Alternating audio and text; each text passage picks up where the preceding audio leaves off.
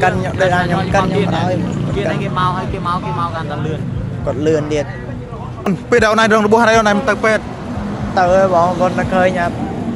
bộ mạ ai chăm và con còn mau chăm con mau thiệt bạn con nhom con này nó cười nè bạn chăm còn mau là taยังមានគ្រោះថ្នាក់នឹងពៀនហ្នឹងហើយបងចាំគាត់មកឲ្យមកដល់ទៅពេលបងហើយក៏នៅស្មានថាចាប់គាត់បានដែរគាត់ថាឃើញគាត់មកហើយតែគាត់ពេលបុកម៉ាំងឲ្យកិនម៉ូតូឲ្យគាត់ពីរឿងបើករថអត់រត់ទេបងគាត់អមហើយគាត់និយាយមិញថាអីគេគាត់ស្មាផ្ទូកងឡានមកផ្ទូកងឡានគាត់ឈប់មើលបាត់ហើយតែមិនមែនផ្ទូកងឡានណាគាត់ដឹងថាគាត់កិនខ្ញុំហើយបានគាត់ជីរត់ដល់ម្នេះហ៎បងបាទជារឿងរត់ដល់នេះដល់ប៉ុណ្ណឹងទេគាត់រត់ហើយរហូតដល់ប៉ុណ្ណឹងរួចបានគាត់មកនឹងបានថាបងគាត់ថាអូនចាក់គាត់បានទៅពេទ្យសំទៅឲ្យអូនដើម្បីធ្វើការរៀងរបួសរៀងអីទៅឲ្យបងខាងប្រុសខាងលើនោះបែកប្រអប់ជើងបែកអីចឹងអូនអត់អីទេសំខាន់អាយុជីវិតខ្ញុំនៅរស់ប៉ុណ្ណេះខ្ញុំប៉ុណ្ណឹងខ្ញុំអត់អីទេតែសំខាន់ខ្ញុំត្រូវការ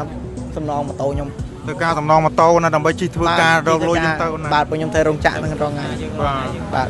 រោងចក្របានលើម៉ូតូហើយនៅខាងក្រោយខ្នងរបស់បងប្រុសគេប្រពន្ធបាទប្រពន្ធខ្ញុំហើយមានកូនមានអីដែរអូនកូនមួយអូនណាបាទអូហើយកូននៅបើដោះគោឡើយកូននៅបើដោះគោទៀតបាទបកម៉ូតូខ្ញុំធ្វើអីហើយមិញហ្នឹងកុំឮថាអូនឯងរមៀលចេញពីក្រោមរថយន្តមិនប្រុសលោតបងលោតចេញមកគាត់កាន់មករួចបុករួចម៉ូតូចូលក្រោមរួចពួកខ្ញុំលោតមកផុតលោតផុតមកបាទលោតត្រឡប់ខ្ញុំលោតរួចកាន់រួចម្ដងបាទពួកខ្ញុំទៀតលោតចេញមកតែខ្ញុំចេញមកកាន់នេះតែអូខេកាន់មកអើយបើកទិសដៅគឺបើកទិសដៅស្របគ្នាបាទតែគាត់មកធុនធំហ្នឹងបើកមកពីក្រោយហ្នឹងកាន់ពីក្រោយមកបាទស្របហើយខ្ញុំបាទបងហើយក្រោយកាត់ហេតុឮថាបងប្អូនប្រជាពលរដ្ឋថាបងឯងរត់គេចចេញពីកន្លែងទីតាំងកាត់ហេតុបងបាទឡងពេលភ្លាមបងអត់ដឹងថាកាន់ម៉ូតូខាងលើឬក៏យ៉ាងម៉េចបងបានប្រជាបើករថយន្តចេញពីកន្លែងទីតាំងកាត់ហេតុបងអត់ដឹងដែរអត់ដឹងដែរបងណាបាទបងប្អូនប្រិមិត្តនេះហើយបាទជារថយន្តធុនធំយ៉ាងខាងលើដែលបានបើកបុកម៉ូតូពីក្រោយបណ្ដាលឲ្យយុវជនពីរនាក់រងរបួសទាំងបាទគឺបាក់ព្យាយាម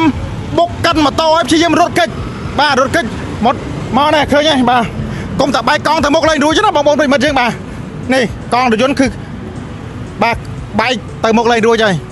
ហើយតកង់រថយន្តគាត់ប្រាប់ថាអត់ដឹងតែកាន់ម៉ូតូហងបាទអត់ដឹងតែកាន់ម៉ូតូគាត់គិតថាម៉ូតូរថយន្តគាត់បែកកង់គាត់ដឹងថាកាន់ម៉ូតូទេបាទម៉ូតូមួយទាំងមូលបងប្អូនប្រិមិត្តតែកាន់វាមានប៉ែលចុះប៉ែលឡើងហើយកាន់ម៉ូតូឡើងខ្ទេចតែម្ដងបាទហើយក៏ត្រូវបានបងប្អូនសាច់ញាតិនៃជនរងគ្រោះនឹងដេញតាមបាទមកកាត់រថយន្តខាងលើនេះបាទនោះបុកតាំងពីចំចៅមករហូតមកដល់រត់គេចមកដល់តាមបណ្ដោយផ្លូវវែងស្រេងបាទហើយបានបងប្អូនជនរងគ្រោះនឹងកាត់ជាប់បាទបងប្អូនប្រិមិត្តយើងឃើញស្ថានភាពនៃរថយន្តបាទគឺខ្ទេចនៃកង់បាទផ្ទុះកង់ហើយនេះយើងទៅមើលផ្លាកលេខរថយន្តរបស់គាត់បាទគឺបំពាក់ផ្លាកលេខភ្នំពេញព្រះសីហនុ 3A5051 បាទរថយន្តយីដប់ខាងលើនោះគឺបំពាក់ផ្លាកលេខព្រះសីហនុ 3A5051 បាទបងប្អូនប្រិមិត្តគឺឃើញហើយបាទបើកបុកឲ្យព្យាយាមរត់គេចចេញពីកន្លែងទីតាំងកើតហេតុនេះតែម្ដងបាទបងប្អូនប្រិមិត្តនេះជាករណីចរាចរណ៍ដោយរថយន្តធុនធំមួយគ្រឿងបាទបានបើកទិសដៅស្របគ្នាមកដល់នឹងចំណុចកើតហេតុខាងលើនោះក៏បានបុកគៀបនៃម៉ូតូបណ្ដាលឲ្យបរោះជនយុវជន2នាក់ខាងលើបាទគឺរងរបួសបែកនៃប្រអប់ជើងបាទម្នាក់ទៀតគឺរងរបួសជើងដូចគ្នាបាទចំណែកឯម៉ូតូជនយុវជន2នាក់ខាងលើហ្នឹង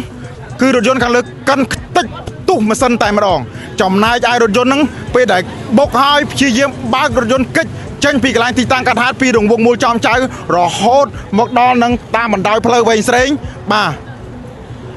ក៏ត្រូវបងប្អូនប្រជាពលរដ្ឋកាក់រថយន្តខាងលើទុកបាទកាក់រថយន្តខាងលើទុក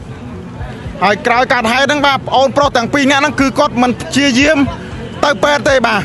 គាត់រងចាំនៃតកង់រថយន្តខាងលើហ្នឹងទៅសួរគាត់1ម៉ាត់2ម៉ាត់ក៏គាត់អស់ចិត្តដែរធ្វើការចរចាជាមួយគាត់យ៉ាងម៉េចហើយយ៉ាងម៉េចក៏គាត់អស់ចិត្តដែរតែតកង់រថយន្តខាងលើហ្នឹងគឺមិនព្យាយាមទៅនិយាយជាមួយគាត់បាទហើយព្យាយាមរត់គេចទៀត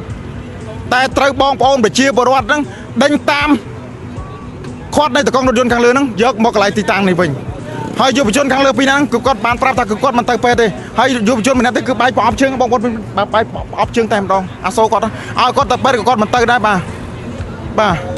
គឺគាត់មិនទៅទេបងប្អូនប្រិមិត្តយើងបាទករណីចរាចរណ៍ខាងលើនេះបាទកើតហេតុគឺនៅវេលាម៉ោង 9:30 នាទី ត្រូវនៅថ្ងៃទី31កក្កដាឆ្នាំ2026បាទហើយទីតាំងកាត់ហានគឺស្ថិតនៅតាមបណ្ដោយផ្លូវវែងស្រេងបាទសង្កាត់ចំចៅ2ខណ្ឌពោធិ៍សែនជ័យបាទខ្ញុំបាទជំនាញអ្នកងារនេសាទព័ត៌មានដើម7សូមគោរពអរគុណសូមជម្រាបលា